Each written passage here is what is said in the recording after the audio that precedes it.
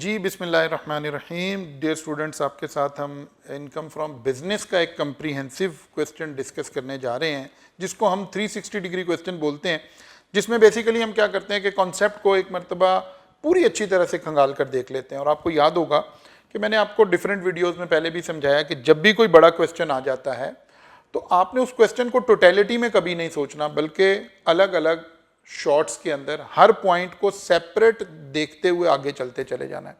और क्वेश्चन को सॉल्व करने का बेहतरीन तरीका यह है कि जितने सोर्स ऑफ इनकम आए उस क्वेश्चन में, हर सोर्स ऑफ इनकम का वर्किंग नोट अलग बना दीजिए।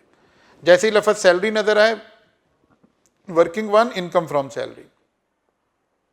जैसे ही बिजनेस इनकम नजर आए, working two, income from business. जैसे ही आपको इनकम फ्रॉम प्रॉपर्टी नजर आए, वर्किंग, और फेस ऑफ द आंसर पे लाकर ऑल हेड्स को हम एक जगह पर ले आएंगे। देखिए जनाब, हमारे पास एक क्वेश्चन आ रहा है जी। Fine food is an industrial undertaking manufacturing multiple item for home consumption. Following information is available for accounting record for the year 30 June 2022। ठीक है जी, 30 जून के लिए हमारे पास ये रिकॉर्ड आ रहा है।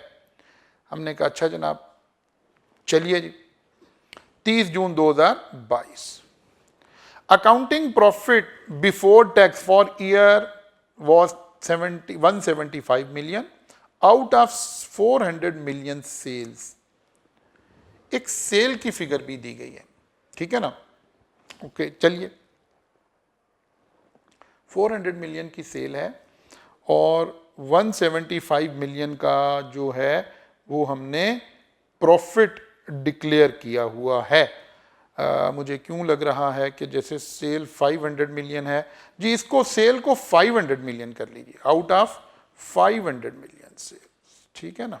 इसको 500 मिलियन कर लें आप, सेल 500 मिलियन है। ओके हो गया जनाब। कॉस्ट ऑफ सेल्स इंक्लूड, वही टर्म, वही चीजें कि कॉस्ट ऑफ सेल में ये खर्चे ऑलरेडी शामिल हैं। अब आपके ध्यान में फौरन आया कि इनकम फ्रॉम बिजनेस आया, तो क्या हम फेस पर आगे नहीं, हम वर्किंग में चले गए। जरा गौर कीजिए, फौरन हमने अपने पास ये पहला पेज हमने बिजनेस इनकम के लिए छोड़ दिया। नेक्स्ट पेज पर हम गए वर्किंग नोट 1, क्योंकि पहला ही हमें नजर आ रहा है income from non speculative business, profit before tax 175 million, add inadmissible expenses और लेस एडमिजिबल एक्सपेंसेस। ये हमारी एक स्टैंडर्ड वर्किंग हमारे ध्यान में आ गई। बात समझ आ रही है, ठीक है ना। अब देखिए, मैं वहां आपको डिस्कस करता जाता हूं one by one. Cost of sales include, यानी सेल की कॉस्ट में ये चीज ऑलरेडी शामिल है। Total purchase of finish goods during the year were 85 million including purchase of 20 million on which fine food has not deducted tax. Total purchases कितनी है? 85 million की, और जिसका टैक्स नहीं कटा दैट इज 20 मिलियन। आपको याद है कि हमने पढ़ा था कि कैसे करेंगे जनाब, हम देखेंगे जिस पर टैक्स नहीं कटा वो कितनी है, 20 मिलियन, और फिर देखेंगे टोटल परचेजेस का 20%, 85 मिलियन का 20% लेंगे तो ये आ जाएगा 17 million. Whichever is lower will be disallowed। याद है? अच्छा जनाब, चलें दिखा देते हैं आपको वर्किंग कहाँ आ रही है। ये आ रही वर्किंग हमारे पास। टोटल परचेजेस जिस पर टैक्स नहीं कटा 20 मिलियन है, 20% of this which ever is lower 17 million add हो गया, इन एडमिजिबल एक्सपेंसेस में चला गया। अच्छा जी, चलिए नाउ वापिस आ जाते हैं जनाब। सेकेंड पॉइंट आ गया, carriage of goods 1.5 million paid in cash. Cash में कैरिज फ्रेट ये तो पे कर सकते थे ना। Okay, most of bills are above, कुछ भी है कैरिज फ्रेट ये हम पे कर सकते थे कैश में। इसको अब हम शो करेंगे, डिसअलाउ नहीं करेंगे, ताकि डिस्क्लोजर आ जाए एग्जामिनर के पास हमारा। देखिए कैसे शो किया हमने, शो ऐसे किया, कैरिज और साथ ही लिख दिया अलाउड। क्यों अलाउड है? एक्सेप्शन ऑफ द लॉ है, यहां कुछ नहीं आया। ठीक होगी बात। अच्छा जनाब, आगे चलिए। नाउ थर्ड पॉइंट आ गया, अकाउंटिंग डेप्रिसिएशन 1.6 मिलियन, ये भी डिसअलाउ कर देंगे। फिर लिखा हुआ है operating expenses include, operating expenses include salaries of employees including 3 million paid in cash all these employees have salary exceeding 27,000 per month. 25,000 से ऊपर वाली सैलरी को तो क्रॉस चेक से पे करना जरूरी था ना बैंकिंग चैनल से, तो इसको भी ऐड बैक कर देंगे, ठीक है ना। Rent of 5 million paid for one of the office premises without deducting tax. Any expense जिसके ऊपर टैक्स डिडक्ट ना किया जाए ऐड बैक हो जाता है, ये भी डिसअलाउ कर दिया जनाब आपने। Accounting depreciation on fix asset, ये वो एसेट होंगे जो कॉस्ट ऑफ सेल वाले नहीं यूज कर रहे, बल्कि कौन यूज कर रहे हैं, ऑपरेशन वाले यूज कर रहे हैं, तो ये भी नॉर्मल ऐड बैक हो जाएगा, क्योंकि अकाउंटिंग तो हर चीज ऐड बैक हो जानी है, अकाउंटिंग डेप्रिसिएशन भी ऐड बैक हो गई। Fine of ₹1 million was imposed by Commissioner of Income Tax due to violations of different provisions of law, add हो गया। And fine of ₹5.5 million was imposed by a customer due to late delivery of goods। Customer का fine allowed है, इसी को तो हम 360 degree question बोलते हैं ना, ताकि कॉन्सेप्ट सारा रिवाइज हो जाए। Rules law regulation of the state का फाइन अलाउ नहीं होगा, और बिजनेस के जो हमने आपस में कस्टमर के साथ जो कोई रूल्स हैं, कोई कॉन्ट्रैक्ट एक्ट के हैं, कोई पार्टनरशिप के हैं, वो अलाउ हो जाएंगे। Repair expenses of production hall which was rented out, एक प्रोडक्शन हॉल है जो हमने रेंट पर दिया हुआ है, उसके रिपेयर एक्सपेंसेस 0.4 million यहां डले हैं बिजनेस इनकम में। लेकिन अगर आप गौर करें, अगर किसी बिल्डिंग को हम रेंट पर दे दें, अभी ये नीचे पता चलेगा जहां इनकम आ रही है वहां, क्योंकि मैंने क्वेश्चन पढ़ा हुआ है, वहां लिखा हुआ है कि ये हॉल प्लांट एंड मशीनरी के साथ रेंट पर दिया गया है। इसका मतलब है ये कहां चला जाएगा, इनकम फ्रॉम अदर सोर्सेज में, तो फिर ये एक्सपेंस यहां से निकल के इनकम फ्रॉम अदर सोर्सेज में चला जाएगा। ये बात समझ आ रही है ना? Okay. Selling expenses include cost of delivery truck purchase during year, 10 million का एक डिलीवरी ट्रक परचेज किया है, डिलीवरी वैन परचेज किया है, और हमने उसको कॉस्ट में डाल दिया। कॉस्ट में तो नहीं डालना था, इसने तो कैपिटलाइज होना था। तो दो बातें, पहले तो कॉस्ट से इसको डिसअलाउ किया, ठीक है ना, फिर इसको कैपिटलाइज करेंगे। जब कैपिटलाइज करेंगे तो फिर इसके ऊपर इनिशियल अलाउंस भी लेंगे, क्योंकि पैसेंजर ट्रांसपोर्ट व्हीकल नहीं है, डिलीवरी ट्रक है। डिलीवरी ट्रक की कॉस्ट में रिस्ट्रिक्शन का कॉन्सेप्ट नहीं लगेगा। बात समझ आ रही है कि नहीं आ रही? रिस्ट्रिक्शन का कॉन्सेप्ट नहीं लगेगा, 7.5 million का कॉन्सेप्ट नहीं लगेगा। इनिशियल अलाउंस भी मिलेगा, डेप्रिसिएशन भी मिलेगी। अकाउंटिंग डेप्रिसिएशन तो है नहीं, क्योंकि आपने तो कैपिटलाइज नहीं किया हुआ, एक्सपेंस आउट कर दिया, तो अकाउंटिंग डेप्रिसिएशन इसकी डिसअलाउ नहीं हो रही होगी। टैक्स डेप्रिसिएशन आएगी, इनिशियल अलाउंस भी आएगा और नॉर्मल डेप्रिसिएशन भी आएगी। Okay. Income tax deducted by some corporate client 1.4 million। अब पढ़ना सीखें सवाल को। सबसे पहले ये लिखा हुआ है सेलिंग एक्सपेंसेस इंक्लूड, इसका मतलब है इस इनकम टैक्स को हमने एक्सपेंस बना दिया। सेक्शन 21 का पहला फिक्रा ही बता रहा था कि इनकम टैक्स को एक्सपेंस नहीं बनाया जा सकता, तो इसको ऐड बैक कर लेंगे। मैं थोड़ा तेज इसलिए बोल रहा हूं, शॉर्ट टाइम में आपको वीडियो, आपका कम टाइम एग्जाम के दिनों में खर्च करना चाह रहा हूं। सेल्स प्रमोशन एक्सपेंसेस 10 million, बिल्कुल भाई, फार्मास्यूटिकल कंपनी होती तो हम देखते कि ये इतने % से ज्यादा नहीं हो सकते, उसके अलावा किसी कंपनी पे कोई वो नहीं है, अलाउड है, कुछ करने की जरूरत नहीं है। Commission paid to agent appearing in active tax payer list of ₹0.25 million on sale of 25 million। These items are covered under third schedule। Third schedule item है और बंदा एक्टिव टैक्स पेयर लिस्ट में शामिल है। ये जरूर एडजस्टमेंट करके जाएं, आपके एग्जाम में लाजमी आ जानी है। अलाउ है, एक्टिव टैक्स पेयर लिस्ट में नहीं है तो रिस्ट्रिक्शन लगी थी कि भाई इतने % से ज्यादा नहीं दे सकते, ठीक है ना, कुछ नहीं करने की जरूरत, अलाउड है। Commission paid to dealer of other products not appearing in active tax payer list of 0.5 million। अब यहां हमने other product, commission paid to dealer of other product से हमने अजम्पशन ले ली। अदर प्रोडक्ट का मतलब है अदर देन थर्ड शेड्यूल। हमने अजम्पशन डाली कि these are not third schedule items, ठीक है। जब ये थर्ड शेड्यूल आइटम नहीं है तो कुछ भी कमीशन पे किया जा सकता था। थर्ड शेड्यूल आइटम पे रिस्ट्रिक्शन लगी है, वो भी किसकी, जो लोग एक्टिव टैक्स पेयर लिस्ट में नहीं हैं। इसीलिए तो इन सवालों को हम 360 डिग्री कह रहे हैं। बात समझ आ गई? सॉल्यूशन पे जाएंगे, आपको सारी बातें वहां भी एक्सप्लेन हो रही। अदर इनकम इंक्लूड, ये चीजें इनकम में इंक्लूड है। इनकम में इंक्लूड है का मतलब है इनकम में से माइनस करनी पड़ेगी। One of the production hall was rented along with plant and machinery, वो ऊपर जिसकी रिपेयर आ रही थी 6 मिलियन।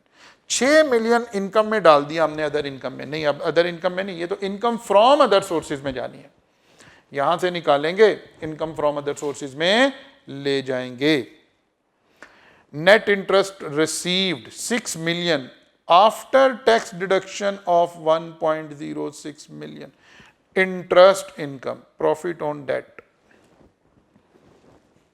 हमने अज्यूम कर लिया कि प्रिस्क्राइब्ड पर्सन से है, मींस बैंकिंग से है, ठीक है ना। अच्छा जी, बैंकिंग से है, ओके हो गया, ठीक हो गया। बैंकिंग से है 6 million. Income from other sources में हमने पढ़ा था कि अगर 0.5 मिलियन से ज्यादा का इंटरेस्ट रिसीव हो रहा हो तो ये एनटीआर में चला जाता है। एनटीआर में जाने का मतलब हुआ ये तो नेट है ना, इंटरेस्ट कितना आया होगा, इन दोनों को ऐड करना पड़ेगा। ऐड कर लिया, ठीक है ना, यानी 7.06 मिलियन आ गया। फिर इसके ऊपर एक टैक्स कटाया जो कि अब एडवांस के स्टेटस में चला जाएगा।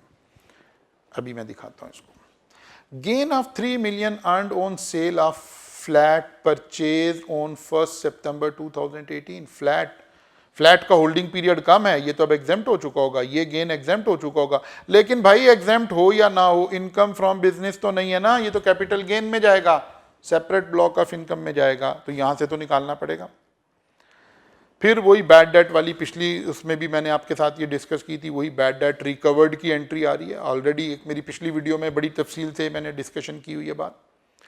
अच्छा जी, इंक्लूड इंक्लूड इंक्लूड वाली तीनों फ्रेजेस कंप्लीट हो गई। Cost of sale include, operating expenses include, other income include. अब ये फ्रेज खत्म हुआ, अब अलग अलग बातें आ गई। Kamran, the owner of the above business, has purchase non deliverable contract of gold 5 million and sold for 4 million, loss हो गया, speculative business. Another contract for the crude oil was purchased for 5 million and sold for 7 million, gain हो गया। एक ही साल में non speculative business में gain भी हो रहा है, लॉस भी हो रहा है, एडजस्ट हो सकते हैं ना, नेट गेन या लॉस निकाल लेंगे। देखिए मैं चलें आपको दिखाता हूं, देखिए जनाब,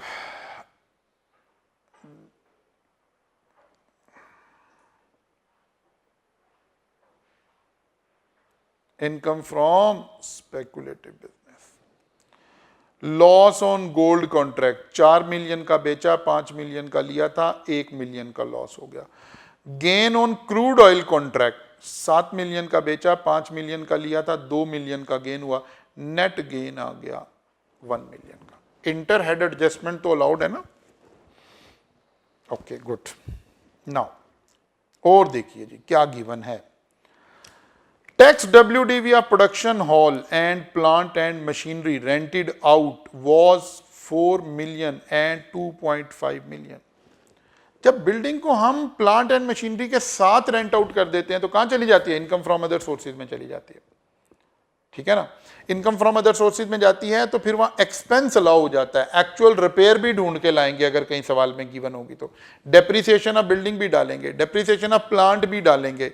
देखिए जरा, अगर हम इनकम फ्रॉम अदर सोर्सेज में चले जाएं, income from other sources, rent था 6 मिलियन, हमने इनकम से निकाला था, रिपेयर एक्चुअल थी 1.2 million, depreciation of hall 4 million की बुक वैल्यू थी, 10% बिल्डिंग की डेप्रिसिएशन, 15% प्लांट एंड मशीनरी की डेप्रिसिएशन, बिल्डिंग से इनकम आ गई 4.03 की।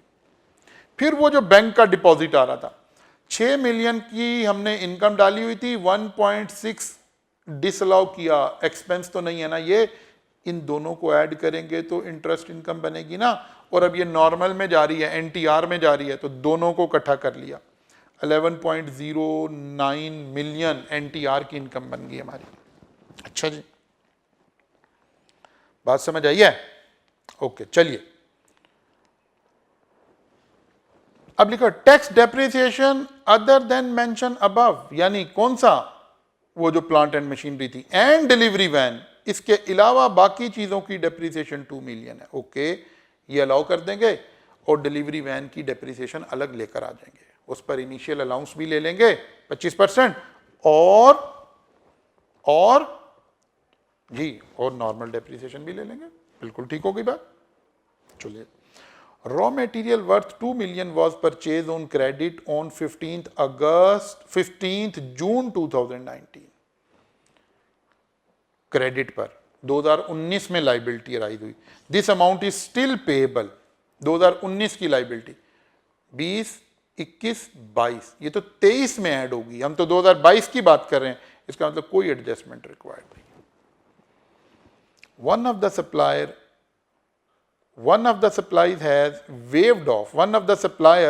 has waived off liability of 1.5 million। एक लाइबिलिटी किसी के पैसे देने थे 1.5 million, which was created on 15th March। अगर कोई liability against which expense has been allowed, सारी बातें एग्जामिनर ने बता दी। ओके, किसी लाइबिलिटी के अगेंस्ट कोई बाद में बेनिफिट मिल जाए तो इनकम में चार्ज हो जाता है ना, तो इसको इनकम बना देंगे। बात समझ आ रही है? Rent of ₹2 million is payable from 31st March 2018। पहली दफा कब रिपोर्ट हुआ होगा? 18 में। 19, 20, 21, 22 ये साल ऐड करने का है। बिल्कुल ठीक है, 2 million डिसअलाउ कर देंगे। Liability not paid within 3 year will be added in 4th year वाला उसूल लग जाएगा। Repair expenses in production hall leased out, वो 1.2 million हमने पहले लगा दिया, एक्सपेंस में ले लिया था। अब एक अहम एडजस्टमेंट की तरफ तवज्जो दिलवाता हूं, और मेरे ख्याल में मेरी आंख देखती है कि शायद ये एग्जाम में आ जाएगी। वो किसी किताब में आपके पास ये सवाल की ये एडजस्टमेंट ऐसे नहीं बनी हुई है, अगर आ गई बड़े क्वेश्चन में आ गई तो आना इसमें ऐसे है। क्या जी? सेल का एक ब्रेकअप दिया हुआ है। एक हमने सेक्शन 21 में पढ़ा था कि अगर कोई शख्स रिक्वायर्ड टू बी रजिस्टर्ड है और वो अनरजिस्टर्ड लोगों को सेल कर रहा है तो उसके प्रोपोर्शनेट एक्सपेंसेस उसको अलाउ नहीं होंगे। अब एक बड़ा मसला पड़ेगा यहां पर, एक्सपेंसेस क्लेम्ड देखने पड़ेंगे हमने कितने लिए हैं। जरा ये वर्किंग करते हैं। जब हम इनकम फ्रॉम बिजनेस में आए ना तो हमने डिसअलाउ करना शुरू किया। यहां मैंने आपको हर पॉइंट का रेफरेंस दिया हुआ है, इसीलिए ये कहां से आ रहा है, पॉइंट नंबर 2 का पहला, 3 सब मैंने पॉइंट नंबर रेफरेंसिंग की हुई है ताकि आपको कहीं कंफ्यूजन ना आ रही हो। आपने सारी एडजस्टमेंट कर ली तो नेट एडजस्टमेंट जो है ना हमारा प्रॉफिट 24.78 मिलियन से इंक्रीज हो रहा है। ठीक है ना, यानी प्रॉफिट आफ्टर एडजस्टमेंट हो गया 199.78 मिलियन प्रॉफिट। अब जरा गौर करेंगे तो आपको बात समझ आएगी। हमारी सेल कितनी थी? 500 मिलियन। हमारी सेल कितनी थी? 500 मिलियन। 500 मिलियन में से अगर मैं प्रॉफिट माइनस करूं तो बाकी एक्सपेंसेस क्लेम्ड ही निकल रहे हैं ना। बस ये बात समझनी है आपने मेरे साथ। बाकी क्या निकल रहा है? Expenses claimed. 300.23 मिलियन के एक्सपेंसेस हमने क्लेम किए हैं इन टोटल इस बिजनेस के अंदर, इनकम फ्रॉम बिजनेस के अंदर, इनकम फ्रॉम बिजनेस के अंदर। अच्छा जी, वो कहता है भाई इसमें से वो एक्सपेंसेस अलाउ नहीं होंगे जो आपने ऐसे लोगों को सेल किया जो अनरजिस्टर्ड हैं और पर पर्सन सेल 100 मिलियन से ज्यादा है। इस प्रोविजन को पहले आंखें खोल के पढ़ लीजिएगा अपने उसमें जाके। अच्छा जी, 3 बातें कैलकुलेट करनी थी। Expenses claimed A, B total sale 500 million, C sale to unregistered above 100 million per person. हमारे सवाल में 120 मिलियन का ब्रेकअप दिया हुआ। यहां एक कैलकुलेशन आ रही है, ए ओवर बी मल्टीप्लाइड बाय सी, ये आ गया था 72.05 मिलियन, और एक लगा हुआ था कि 10% of expenses which ever is lower, तो 30 मिलियन की ये डिसअलाउंस एड बैक होना है। ये आपको किसी सवाल में नजर नहीं आया होगा। अगर इस अटेम्प्ट में ये चेक हो गया तो ये पहली दफा चेक हो रहा होगा। मेरी आंख कह रही है, मेरा दिल कह रहा है कि ये सवाल का ये वाला हिस्सा आ जाना है। बात समझ आ रही है? फोकस कर लीजिएगा जरा, थोड़ा सा इसको देख लीजिएगा। ओके जी, ऐसे जनाब हम चले हैं, ये सारा काम ऐसे चल रहा है। मैंने मोटा मोटा आपके साथ डिस्कस कर लिया है। उसके बाद ज़कात पेड आ रही है, ज़कात एंड उशर ऑर्डिनेंस, दैट्स इट। मैं फिर दिखा देता हूँ एक हल्का सा काम। हमने हर चीज की वर्किंग अलग अलग प्लान कर ली। ये इनकम का सारा एड शैड सारा कुछ आ गया जनाब, ठीक है। Expenses disallowed due to sale to unregistered person, ये अहम बात आपसे डिस्कस हो रही थी। डेप्रिसिएशन ऑन वैन क्या किया जी हमने, पहले इनिशियल अलाउंस ले लिया 25%, फिर 15% ये ले लिया, ये अलाउ कर देंगे। ये बैड डेट वाली कैलकुलेशन आ गई, ये हमने पहले ही देख लिया। अब इस सारी वर्किंग को उठाकर ले आए कहां पर, फेस ऑफ द आंसर पर। Income from non speculative business, income from speculative business, capital gain exempt है हमारे वाले सवाल में, इनकम फ्रॉम अदर सोर्सेज आ गई, टोटल इनकम आ गई 241.88 मिलियन। एक बात और समझ लें बस, कहानी जान आपकी छोड़ देते हैं, वो क्या है, एक्सपेंस, कुछ टैक्स कटे हुए हैं, जरा देखिए। Tax deducted by different customer 5 million है, और एक टैक्स की अमाउंट थी जो हमने एक्सपेंस चार्ज की हुई थी, वो भी उठानी पड़ेगी, वो भी उठानी पड़ेगी ना, वो भी उठानी पड़ेगी। और एक अमाउंट थी जो कि हमारे पास आ रही थी, कहां कहां, देखिए जरा, 5 मिलियन ये जो कस्टमर ने काटे हैं, 1.6 मिलियन वो जो कहां से आ रहा था जी, हाँ जी, जो हमने एक्सपेंस आउट कर दिया था। और 1.4 मिलियन क्या था, वो जो बैंक ने इंटरेस्ट काटा हुआ था, 15% बैंक ने इंटरेस्ट काट दिया था ना, लेकिन क्योंकि ये एनटीआर में आ गई है तो ये तो एडवांस टैक्स बन गया जी। आपने टोटल 83.19 मिलियन टैक्स पे करना था, 7.46 मिलियन आपका पहले से कटा हुआ एडवांस, 75.73 मिलियन टैक्स पे करना है। बस सिर्फ एक एडजस्टमेंट कर लें। वैसे तो हो सकता है मैं आपको ये व्हाट्सएप में जब भेजूं तो मैं इसको ठीक ही कर देता हूं यहाँ पर, लेकिन अगर ना भी हो मैं जल्दी में इसी को भेज देता हूं ताकि आप काम कर सकें। तो इसको काट कर हमने 500, सेल जो है 500 मिलियन कर दी थी।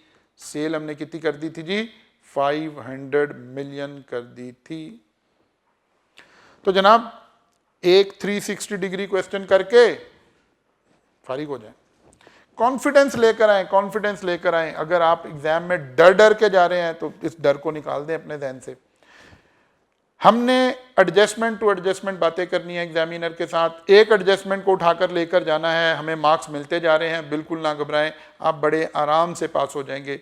इस सवाल को एक दफा सॉल्व कर लें, मुझे दुआओं में याद रखें। Best of luck.